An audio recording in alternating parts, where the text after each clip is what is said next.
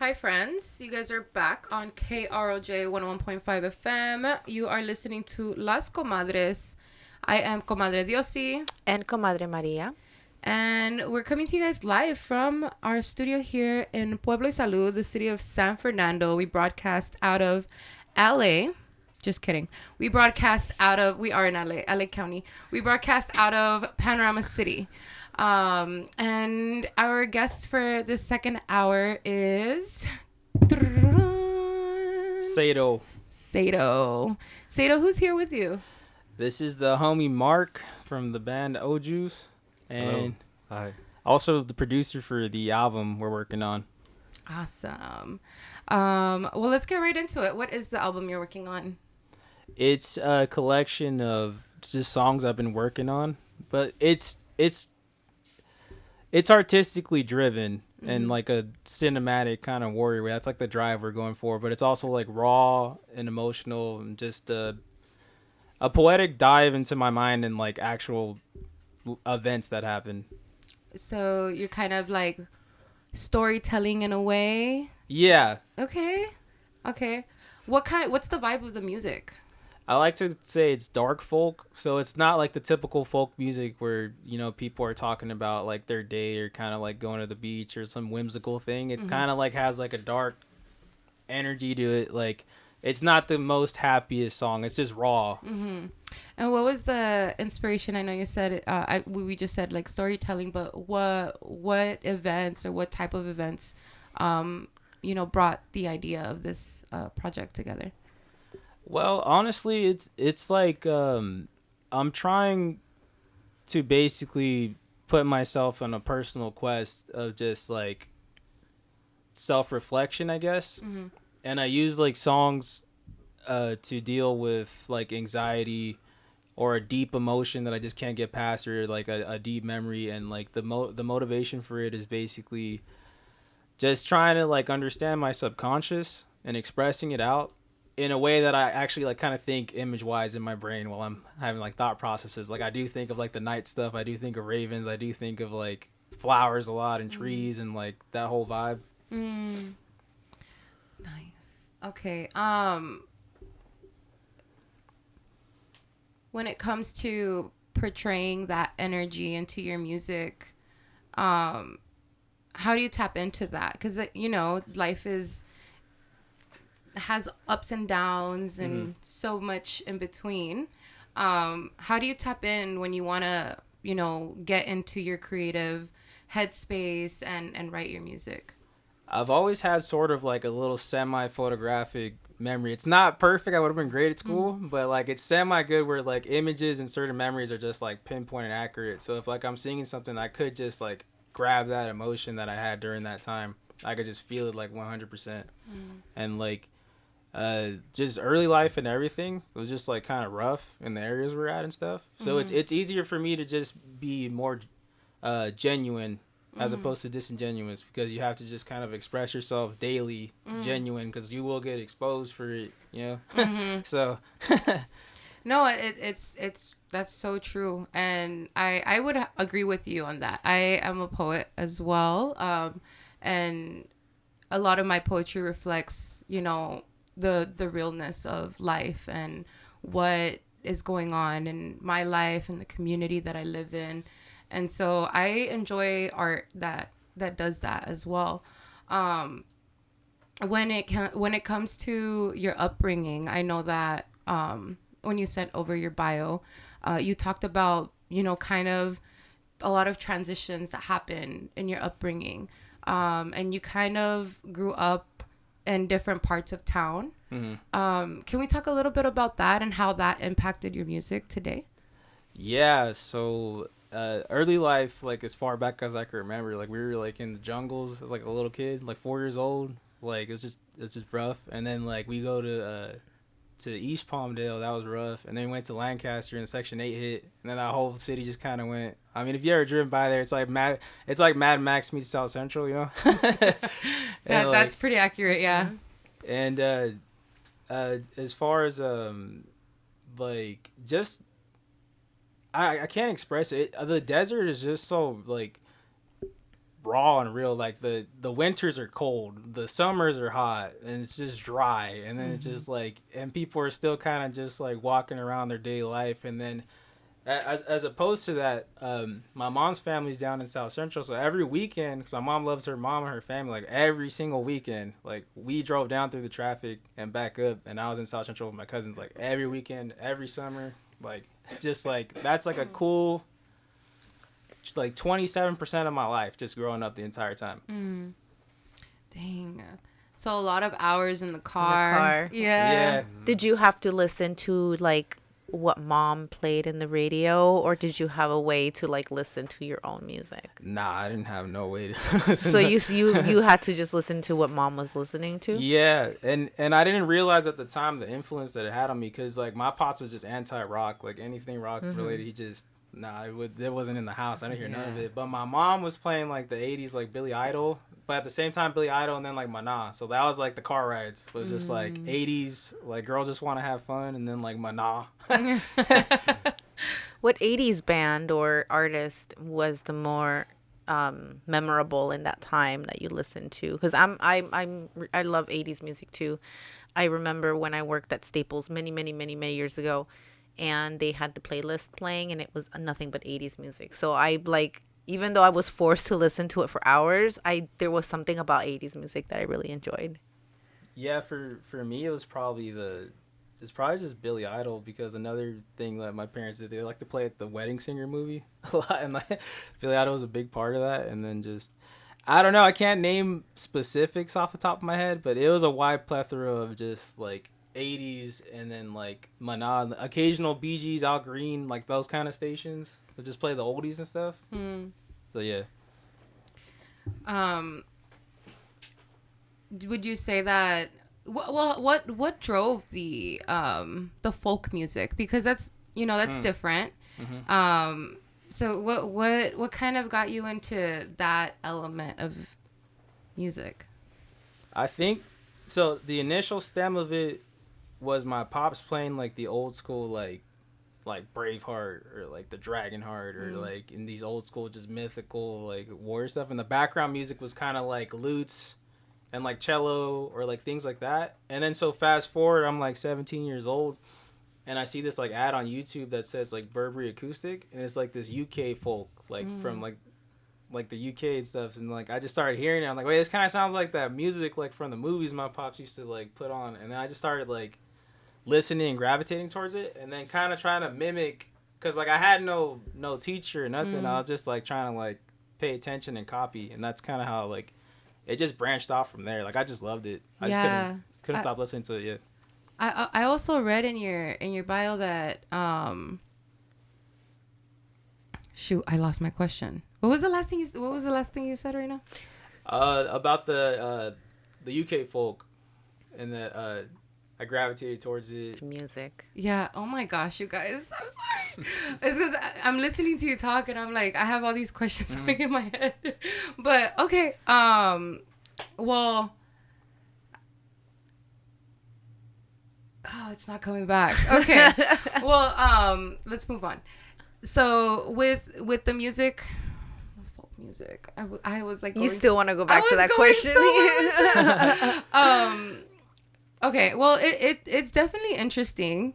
The whole folk music. Like I said, I've listened to your music, and I enjoy like the instruments, the, like you said, the dark kind of energy. I think it's definitely like something you listen to intentionally. Like to kind of, like you said, feel your emotions and let something out. And, so when you wrote your music, or when you write your music, how do you want your listeners to consume it? And what intentionality do you have behind that? I honestly, when I write it and when I'm making it, I'm just hoping it resonates, and like the things I write about and the emotion that I put with it, that if someone's feeling it at the same time, then they'll really vibe with it. And it's like, I guess creating a window for someone to just kind of express that feeling. I read in your bio that you're a self-taught musician, and That's something that's really admirable. It's really like hard to do. I would say I've tried to teach myself how to play the guitar, and that was rough. And I don't know how to play the guitar. So, what has that kind of looked like for you? Is it YouTube University? Like what? At first, I didn't have a phone. I didn't have like the iPod Touch at the time. I didn't have like, so I would go to like Barnes and Nobles and hopefully find like a guitar book that like could maybe teach me. I bought like 5 of them, couldn't understand them. Tried to play guitar, threw it in the closet, brought it back. Like I went off of like a YouTube, saw some tabs, and then like it took just months of even just because I had nobody, so just looking at the tabs and trying until I finally hit with one song, and then like tabs helped a lot, but like other than that, going through it and being self-taught, it has its positives, which is I've heard from many different artists, is like the creativity aspect of it with like sound and like how I'm able to create it is just very different as opposed to a more structured style. But the downside is like if I play in a band or anything, like and they just start like ripping off, then like I can't really like jump in. It takes me way longer to like try to figure it out. Yeah, I'm all by ear, but if the song's just a quick like chord progression and changes and switch ups, like my brain's just like trying to compute it the whole entire time. And like it's just it's crazy though, because just taking that little jump of like throwing it in the closet and then just like bringing it back and like trying has like opened so many like doors and put me on countless adventures just like through life. I bet the musician life is, it's not one for the weak. It's definitely very adventurous. And speaking of adventures, you made your way over to the San Fernando Valley, and you've been here for quite some time now, and this is where your home base is now, right? What has it been like coming into this community, and establishing yourself here and connecting with other artists? It's honestly such a blessing. Initially I wasn't as social, and I had work in Utah, like construction and stuff. I left for like a year plus, and I just didn't appreciate like LA or California for the convenience of just everything, like places to play shows, like people that are willing to come to shows. If you could just like go outside and be like, hey, is there a venue? Like, oh, I could get it here. And I didn't understand that at the time until I moved away. And then missing all my friends there, because I wanted to just be like solo dolo, just like chilling like by myself. I like just kind of being a loner. But then I realized I don't like being a loner once I was. And then so when I came back, I told myself like, nah, like this is it. Like I gotta like start, if I want to do the music again, then I'm gonna have to start jumping in and like meeting people, greeting people, and just socializing and just like naturally networking in a genuine way. Like I build relationships with people, and like we like the homie Mark, like I saw them randomly at a show that I was invited to, and I saw their band, and then from there we've gone to like I don't know how many shows like together, and just like kicked it. Like that's another just window that opened up from it.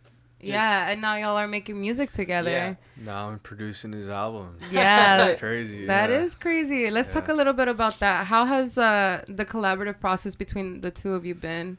So far it's been great. We started tracking the song Ethereal You Ironclad Me this week, and so far so good. I've had the privilege to see Tsedo live way before we ever talked about recording, so like that whole dark vibe and that whole energy, like when you are in the room you could really feel it, and it's something that I knew was special when I heard it, and when we had talked about recording, I was like, I need that to translate no matter what. Like the goal is to just like, I don't know, I want to leave people just like really crushed with what they heard, because the songs are great. So to me it's just like, what could I do to just get this man's soul onto the recording, so when you hear it it's like, oh wow, it's great. All his songs have stories, like they're all very meaningful and very deep, so it's just about getting the story across. That's it. And how do you connect with the dark element of the music when it comes to stepping into Tsedo's shoes? It's I feel like it's the imagery of the music for me that like I really connect to. when we decided to work, I was like, okay, let's just record like a demo version of every song you want to do.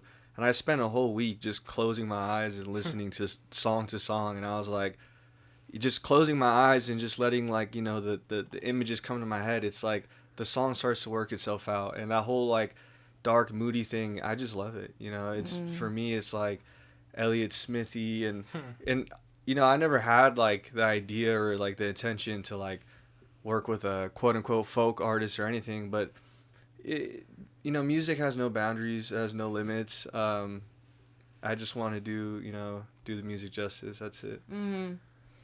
Do you feel that he's doing right by the energies that you want to portray? Oh, 100%. I knew initially from when he started with the studio and he was having some initial recordings of themselves and how he just captured their vibe with like his whole band. I was just like, all right, like he's gonna get it, because there's just this like rawness that the homie Mark's able to capture that in others, because I've been to other studios, and I love the Heaven Studios. First off, support the homie. We love Santos. the Heaven Studios. But when I record with Mark, it gets just the ground root of it and where it's trying to go, and it just makes it float a little higher to its destination. That's the best way I could describe it. Well, I'm super excited to hear like the final product. Like I said, I've heard some of the music, and I truly think that it has a lot of what I look for when as a consumer of music. But we are reaching the last couple of minutes of our show here, and I just want to give you the opportunity to share anything that you want to about your album that's going to come out to our listeners. Yeah, so this album is going to be a complete just adventure and story. There's going to be a drive throughout it, and it will pull you into the ether of it to not only allow you to let these emotions out and this kind of darkness that I feel isn't really expressed in music a lot, and this rawness. And this album is just going to be me wholeheartedly in a way that wasn't voiced previously. And I feel like I'm someone that's been kind of encased invisibly as an artist throughout the years, and now I feel like I'm just kind of sprouting out, like, hey everyone, like, I've been here, like, let's get some work and let's get this done. Listen to me. You won't regret it. Promise you that. And like, yeah, I just want